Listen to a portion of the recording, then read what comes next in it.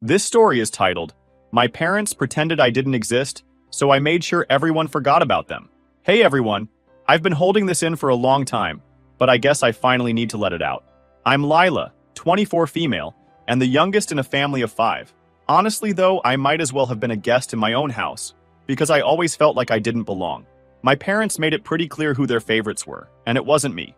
My older brothers, Ethan and Nathan, got all the love and attention growing up. Ethan, the oldest, was basically their pride and joy. He was smart, charming, and the one they bragged about at every family gathering. Ethan's taking this amazing internship. You get the picture. Nathan, on the other hand, was the golden boy in a different way. He was the sporty one, the life of the party, the guy everyone liked. He had trophies lining the shelves in his room, and my parents loved showing them off to anyone who walked through the door. And me? I was just Lila, the quiet kid in the corner, the "oh, you're here too" child. It wasn't like they were mean to me, they just didn't care enough to notice I existed half the time. I first started to realize how different things were when I was about 9. I have a core memory where one day school let out early because of a storm. Everyone else had their parents rushing to pick them up. I waited and waited, clutching my bag, staring out the window as one by one, the kids left. I was the last one there. The janitor came over eventually and asked if my parents were on their way. I remember saying, they must be stuck in traffic. I waited another hour, and when it started to get dark, I gave up. I walked home, soaked to the bone, because I didn't even have an umbrella. By the time I got there, my shoes were squishing with every step. When I opened the door, my mom was sitting on the couch, flipping through a magazine. She didn't even look at me. "Oh, you're back. Dinner's in the fridge." That was it. No. "Why are you soaked?" Or, "I'm sorry we forgot you." Nothing. It wasn't just one bad day, though. Stuff like that happened all the time. My parents forgot to pick me up from school so often that my teacher started offering to drive me home. She'd ask, "Do you want me to call them?" I always said no because honestly, what was the point? Birthdays weren't much better. My mom would throw these parties, but they weren't for me. She'd invite her friends and their kids, not mine. I remember one year, I overheard her talking to a friend on the phone. She said, "Lila doesn't really have friends anyway." I was standing in the hallway, and it hit me so hard that I went back to my room and stayed there until the party was over. Ethan and Nathan weren't much better. Ethan loved teasing me about everything. If I brought home a good grade, he'd laugh and say, "What do you want, a medal?" Nathan was the cool one, so he barely acknowledged me unless it was to roll his eyes or tell me to stop being so annoying. The worst part was that everyone outside the family thought we were perfect. My aunts would gush about how lucky I was to have such a supportive, rich family. Lucky? Are you kidding me? By the time I got to middle school, I thought that if I wanted attention from my parents, I'd have to do something big. So I joined clubs, started working harder on my grades, and signed up for every after-school activity I could. I thought maybe, just maybe, if I excelled at something, they'd notice me. It worked, sort of. They'd say stuff like, "Good job," but it was always in passing, like they were checking it off a list. Meanwhile, Ethan was going on about his plans for college, and Nathan was racking up more trophies. Compared to them, I felt like an afterthought. One year, I made the honor roll, and the school sent home a certificate. I was so proud of it that I taped it to the fridge, thinking my parents would see it and say something. The next day, it was gone. My mom had replaced it with one of Nathan's soccer schedules. Even when I tried to confront them about it, it was like talking to a wall. I remember asking my dad why they never came to my school events. He said, "We're busy, Lila. You know that." "Busy doing what? You went to Ethan's debate last week," I fired back. He just shrugged. Ethan's competitions are a big deal. Besides, we can't be everywhere at once. I didn't even bother responding. By the time high school rolled around, I had pretty much given up on trying to compete for their attention. Instead, I focused on building something for myself. I threw everything into academics and worked my ass off, but this time to impress only myself. It paid off. I became valedictorian of my class. I thought maybe finally, this would be the thing that made them proud. I sent out invitations to the graduation ceremony, making sure they had all the details. I even reminded them the week before. The day of my speech, I stood at the podium and scanned the crowd, looking for their faces. Their seats were empty. Afterward, I found out they had gone to one of Nathan's basketball games instead. It wasn't even a championship or anything, just some regular game. I remember sitting in my car after graduation, holding my diploma, and feeling completely numb. It didn't matter what I did. They were never going to see me. That moment stuck with me. It was the first time I truly realized I was on my own. I knew I couldn't rely on them for anything. Not their support, not their approval, nothing. I think that was when I started planning my escape. College was my ticket out, and I wasn't going to waste it. When I started applying for colleges, I knew one thing. I was getting as far away from home as possible. There wasn't some big emotional goodbye when I left either. My parents barely acknowledged it. Ethan had gone to a prestigious university a few years earlier, and Nathan was already being scouted for college sports. Me going to school? Just another event on the calendar. I got into a decent school on a full scholarship, which was the only way it was happening since I knew they wouldn't help me financially. And they didn't. Ethan got a brand new car when he graduated, and my parents made sure Nathan's dorm was fully paid for. Meanwhile, I got a congrats text and nothing else. At first, college was overwhelming. I was juggling classes, working part-time, and trying to figure out how to live on my own. But honestly, it felt freeing. No one was there to dismiss me or make me feel like an afterthought. For the first time, I started to realize I could build a life without them. It wasn't all smooth sailing, though. In those first few months, I'd get random texts from my mom, usually something passive-aggressive like, "Haven't heard from you in a while? Too busy for your family?" Once, she even left me a voicemail saying she missed me, but the tone made it clear she wasn't actually sad. I think she just liked the idea of me feeling guilty. I didn't bother replying most of the time. One time, she asked if I was coming home for the holidays. I told her I couldn't afford the trip since I was paying for everything myself. Her response? "Well, if you managed your money better, you wouldn't have that problem." I nearly laughed out loud, as if I wasn't already scraping by with 2 part-time jobs and student loans. As the semesters went on, I started to find my footing. I got a job at a cafe near campus, and the owner was kind enough to treat me like a human being, which was more than I could say for my own parents. It was nice having someone ask, "How are you doing?" and actually mean it. Even as I was figuring myself out, the cracks in my family kept getting bigger. Every so often, I'd check my brother's social media, and it was like looking at a completely different world. Ethan was thriving in his high-paying internship, constantly posting pictures of fancy dinners and vacations my parents were probably footing the bill for. Nathan was killing it in his sports career, with endless posts from games my parents were front and center for. There were no mentions of me, of course. No proud of Lila for doing her thing at college, or look at my daughter working so hard. It was like I didn't exist. One day, a coworker at the cafe asked me about my family. I didn't know what to say. "Oh, they're busy with my brothers," I said, brushing it off. But inside, I felt this familiar pang of anger. Why was it so easy for them to ignore me? Things came to a head during the holidays. My parents kept pushing for me to come home for Christmas, and I finally gave in, thinking it might not be so bad. Big mistake. The second I walked in the door, it was clear I was a visitor, not family. My mom made a big deal about Ethan's new job and Nathan's latest game highlights. No one even asked how I was doing.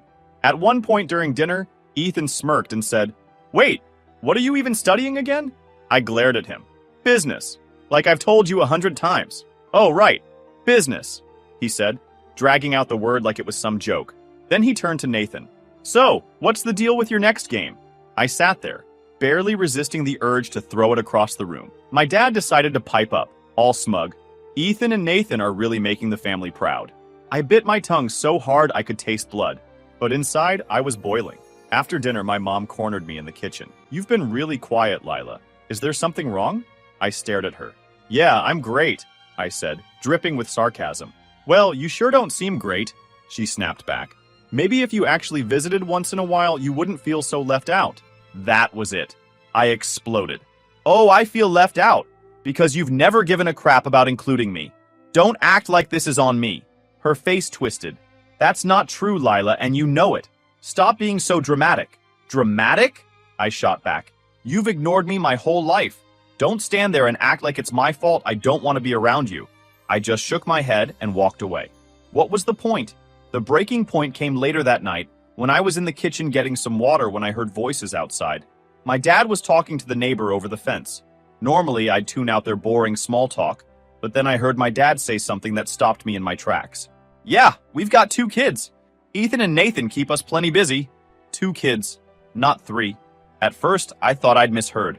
I stepped closer to the door, heart pounding. My mom laughed and added, "Lila's off doing her own thing, I guess. She's not around much anymore." By this point, I realized they weren't just ignoring me, they'd erased me. I felt a wave of anger rush through me. Before I could even think it through, I yanked the door open and stepped outside. My dad and the neighbor looked up, startled. "2 kids, huh?" I said, my voice shaking. "Guess I don't count anymore." My dad blinked, clearly caught off guard. "Lila, it's not what you think." "Don't. I cut him off. I heard you. You don't even acknowledge me as your kid. What kind of parent does that? The neighbor awkwardly mumbled something about needing to head home and scurried away. My dad turned to me, his face hardening. Lila, you're being dramatic. You're always off doing your own thing, so what do you expect us to say? What do I expect? I was shaking from anger. I expect you to remember I exist. I expect you to care, even just a little, about my life. But I guess that's asking too much, huh? My mom sighed. Like I was the one being unreasonable. Lila, you're overreacting. You're so sensitive about these things. I laughed bitterly. Sensitive? You've ignored me my whole life, and now you're pretending I don't exist, and I'm the sensitive one? Lila, stop this, my dad said. You're being ridiculous. We've always supported you. Supported me how exactly? You didn't even pay for my college. You show up for every one of Nathan's games, brag about Ethan's job to everyone, but what have you done for me? Name one thing. Neither of them said a word. They just stood there, looking at me like I was the problem. But I was done. Completely, utterly done. You know what? I said, stepping back toward the door. Forget it. You don't have to pretend anymore. You've made it pretty clear where I stand. I'm leaving, and don't bother calling me, because I'm not coming back. My mom rolled her eyes and said, Oh, come on, Lila. Stop making a big deal out of everything. I didn't even reply. I went inside, grabbed my things, and walked out. That night, I drove back to my apartment in silence, replaying the whole thing in my head. Part of me felt a twinge of guilt, wondering if I'd overreacted. But then I reminded myself of everything that led to this point. The years of neglect, the empty seats at my graduation, the complete lack of care. This wasn't me overreacting. This was me finally standing up for myself. When I got back to my apartment, I sat on my bed for a long time, staring at my phone. There were a couple of missed calls from my mom, but no voicemails, no texts, not even an attempt to apologize. That was the moment I knew it wasn't just about leaving physically. I had to cut them out of my life completely. I unfriended them on every social media platform and updated my emergency contacts. If they didn't want me in their lives, I'd make sure they weren't in mine either. But even that didn't feel like enough. After everything they'd done, I needed people to know the truth. So I did something I never thought I'd do. I went on Reddit. I wrote a post detailing everything, the years of being ignored, the missed events, and that final confrontation. I laid it all out, raw and unfiltered. I didn't name names, but I included enough details for people to understand just how bad it was. I didn't think much of what would happen next. I was just venting, getting everything off my chest. But by the next morning, the post had blown up. Hundreds of comments, thousands of upvotes, and messages flooding in from strangers telling me they'd been through similar stuff. Some people were horrified by my parents' behavior. Others shared their own stories of being overlooked or ignored by their families. I didn't feel like I was the problem. It was validating in a way I can't even describe. I wasn't invisible anymore, not to strangers at least. The attention gave me a weird sense of confidence. I decided I wasn't going to just sit in silence and let my parents sweep this under the rug like they did with everything else. If they wanted to pretend I didn't exist, I'd make sure the whole world knew exactly who they were. I decided to dig up the receipts. I went through old emails, texts, and even pictures. I found a photo from my high school graduation with the glaringly empty seats where my parents were supposed to be. I found a text my mom had sent me after I got accepted to college that just said, "Good for you. Let us know if you need anything," which was laughable because they didn't lift a finger to help. I posted an update to my Reddit thread with all of it, screenshots, photos, and more details about what happened that night I left. The post exploded even more. People were furious on my behalf, calling my parents out as textbook narcissists and praising me for cutting ties. The support was overwhelming. Strangers were telling me I'd done the right thing, that I was brave for walking away. Some even said my post had inspired them to finally stand up to their own toxic families. Then suddenly my parents found out, and they didn't stay silent. Hell no, they went straight into attack mode. My mom was the first to pounce. She left this voicemail, her voice fake sweet, but absolutely seething underneath. "Lila, we need to talk. This post you wrote is causing serious issues, and I just can't believe you'd air family problems like that. Call me back." I deleted it. Out of nowhere, Ethan decided to chime in with an email that made my blood boil. "You're humiliating the family," he wrote, like he was lecturing me from a podium. "This is immature and you're blowing everything out of proportion. Take the post down and apologize to mom and dad." Apologize? For what? I didn't even bother wasting my time replying. And just when I thought it couldn't get worse, Nathan shot off a text. "What are you doing? This is making everything harder for everyone. Just stop already. Harder for everyone? Are you kidding me? After years of being ignored and dismissed, they had the audacity to tell me to let it go? Absolutely not. If they wanted silence, they were barking up the wrong tree. It wasn't just within the family. Word spread to their friends, and apparently people started asking uncomfortable questions. A mutual acquaintance told me my mom had tried to downplay the post, saying it was just a misunderstanding and that I was going through a phase. But not everyone bought it. Some of their friends started distancing themselves. My parents' perfect family image was starting to crack, and they were scrambling to fix it. My mom, being my mom, went straight to Facebook. She posted this long, dramatic message about how heartbroken she was that her youngest had turned against the family. Classic victim mode. She wrote stuff like, "We always did our best for Lila, and it's devastating that she would do this to us." The comments?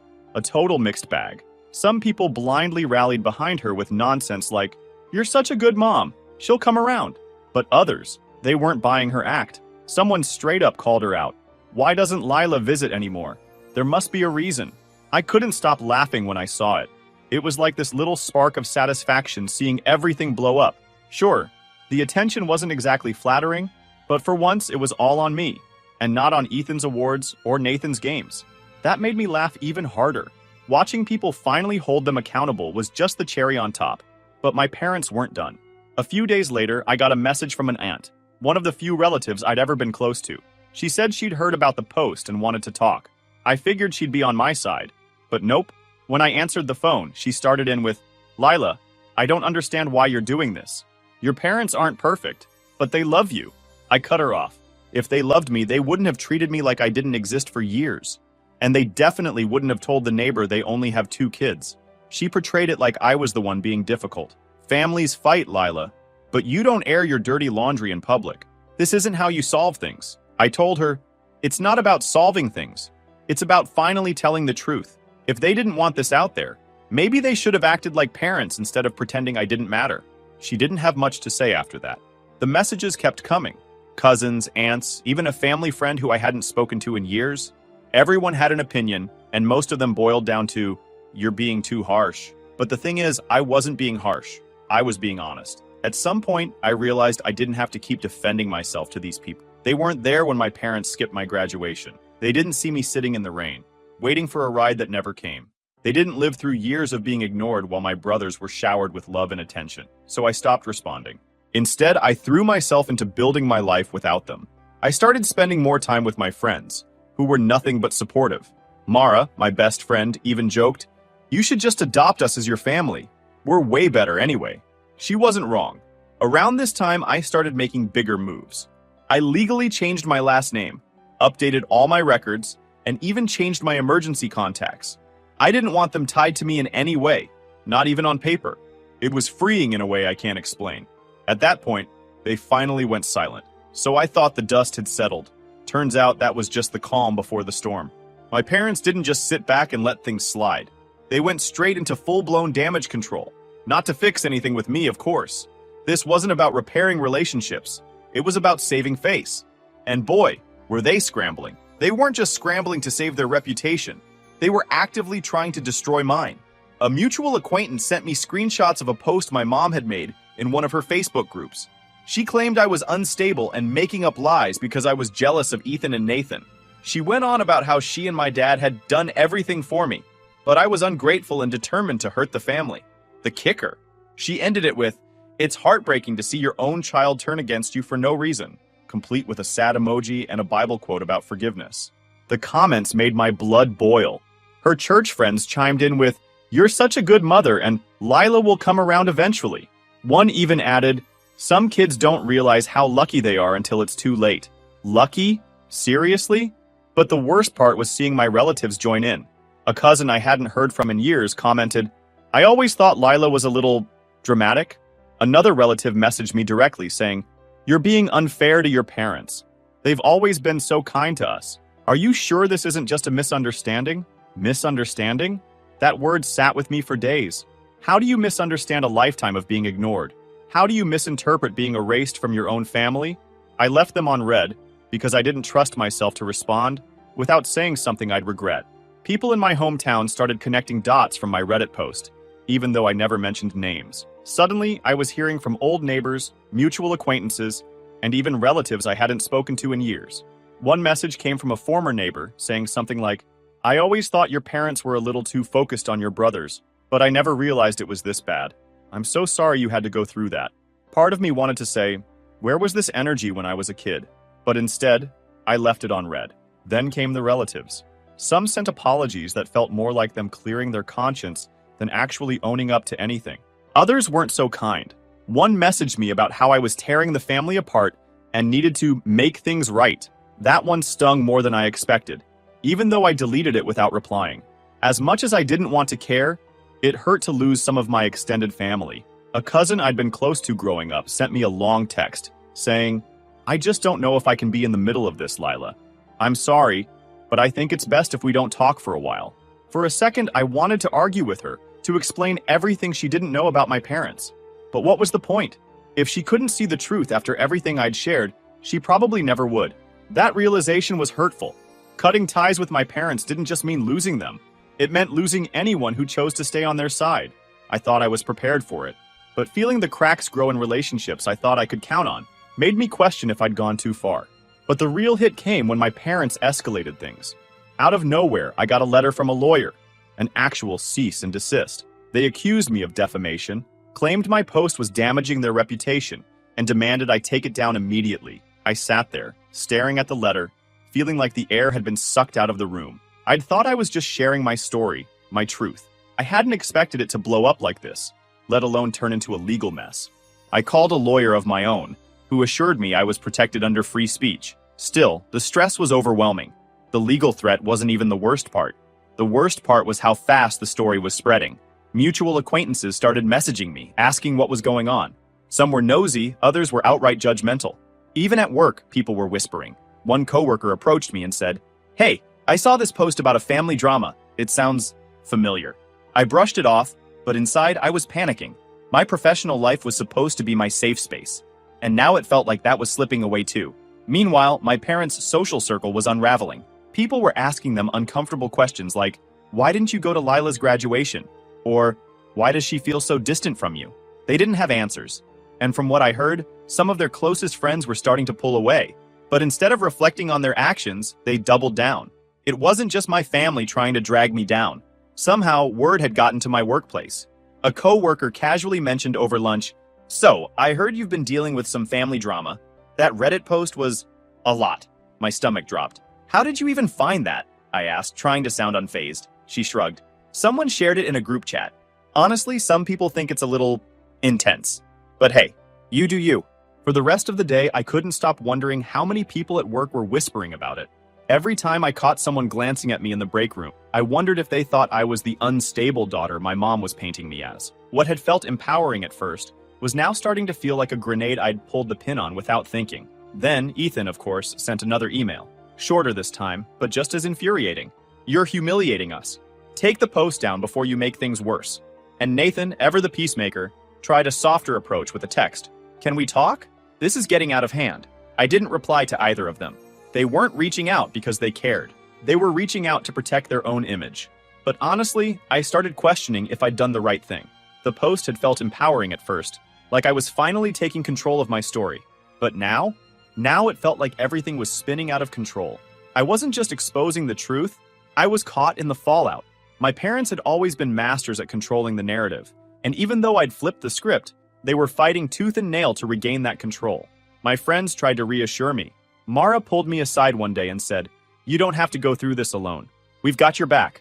And while I believed her, I couldn't shake the feeling that I was dragging everyone into my mess. I thought about deleting the post just to make everything stop, but would that even work? Would it undo the damage or just make me look like I'd caved under pressure? The weight of it all was crushing, and for the first time in a long time, I felt stuck. I don't know what my next move is. Part of me wants to keep fighting, but another part of me wonders if it's worth it. Right now, I'm just trying to figure out how to breathe again. Maybe I'll have an update soon, but for now, I'm just stuck in the middle of this mess, trying to figure out what the hell to do next. Final update. Hey everyone, here's the update you've been waiting for. All right, here's what went down. After weeks of feeling stuck and overwhelmed, I realized something. I was letting them win. My parents had been controlling the narrative my whole life, and here I was, letting them do it again. That lawyer letter, the judgmental messages, the whispers at work, it was all just noise. And honestly, I was done with it. I sat down with my lawyer again, mostly to calm my nerves. They told me what I needed to hear. I wasn't in the wrong. The post was anonymous, factual, and there wasn't a single thing my parents could actually use against me. Once I let that sink in, it was like I could finally breathe again. That's when I knew I needed to reclaim the story. I went back to Reddit and wrote an update. This time, I didn't hold back. I laid everything out. The lawyer's letter, the messages, the fallout with my extended family. And I didn't just talk about it, I showed proof. Screenshots of the texts, the cease and desist letter with names blacked out, of course, and even a photo of those empty seats at my graduation. I wasn't just telling my side anymore, I was showing it. And wow, the response was something else. The comments flooded in, thousands of them. People weren't just supporting me, they were tearing apart every excuse my parents had ever tried to make. Classic emotional manipulation. This is exactly why we need to call out toxic family dynamics. It felt so good to see strangers validating everything I'd been feeling for years. Even Ethan went quiet after that. I think he realized his usual smug, condescending emails weren't going to work anymore. Nathan sent another text. Do you really want to cut ties forever? But honestly, I didn't even bother replying. If they're not willing to own up to what they've done, what's the point? At work, things actually turned out better than I expected. One coworker who'd hinted at the post before brought it up again but said, I saw your update. That took guts. I'm sorry you had to deal with that. No judgment, no awkwardness, just support. So, yeah, it was messy, but I feel like I finally got my footing again. My parents' attempts to control the narrative backfired, and for the first time, I'm not the one sitting in silence while they spin their lies. I've been focusing on the people who actually matter, the ones who show up for me, not just when it's convenient for it. The holidays are coming up, and this year I'm hosting a little dinner with my friends. No forced smiles, no fake conversations, just people who care about me for me. They tried to take me down, but here I am, standing my ground. It's not perfect, and I'm sure there's more to come. But for now, I'm finally feeling like I'm in control of my own story, and that's a win I'll take. Thank you to everyone who supported me on this journey, whether it was through Reddit, a kind message, or just reading my story. It's been a wild ride, but I'm finally in a place where I feel happy, loved, and free. This is my life now, and it's only getting better from here.